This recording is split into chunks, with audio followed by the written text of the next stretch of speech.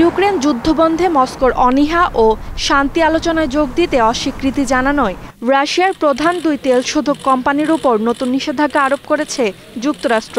ওই দুই রুশ কোম্পানি হচ্ছে রসনেফট ও লুকয়েল।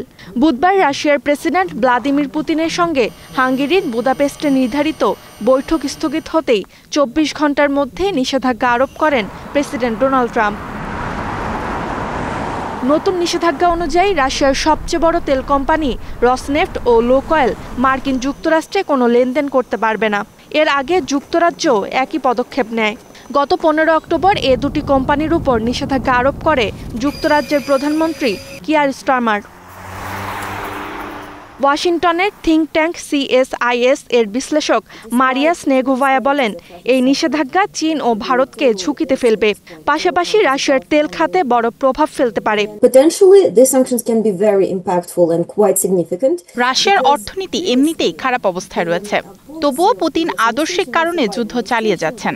কিন্তু এই নিষেধাজ্ঞার ফলে তার হাতে থাকা আর্থিক সম্পদের পরিমাণ কমে যেতে পারে, যা দেশটিকে আরো খারাপ অবস্থানে নিয়ে যাবে।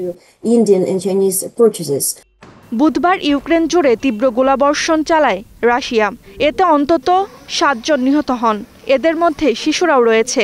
মার্কিন অর্থমন্ত্রী স্কট বেসেন্ট বলেন, পুতিনের এই অর্থহীন যুদ্ধ বন্ধে অস্বীকৃতির কারণেই নতুন নিষেধাজ্ঞা আরোপ করা প্রয়োজন।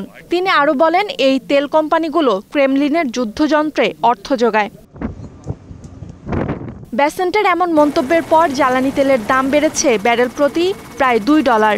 রাশিয়ার এই দুটি তেল কোম্পানি প্রতিদিন প্রায় ৩.১ মিলিয়ন ব্যারেল তেল রপ্তানি করে। রসনেফট একাই রাশিয়ার মোট তেল উৎপাদনের প্রায় অর্ধেকের দায়িত্বে, যা বৈশ্বিক উৎপাদনের ৬%। বুধবার ইউরোপীয় ইউনিয়নের দেশগুলো রাশিয়ার উপর ১৯তম নিষেধাজ্ঞার প্যাকেজ অনুমোদন দিয়েছে। এসব নিষেধাজ্ঞার মধ্যে রয়েছে রাশিয়ার LNG গ্যাসও। Roksana Rimi, Star news.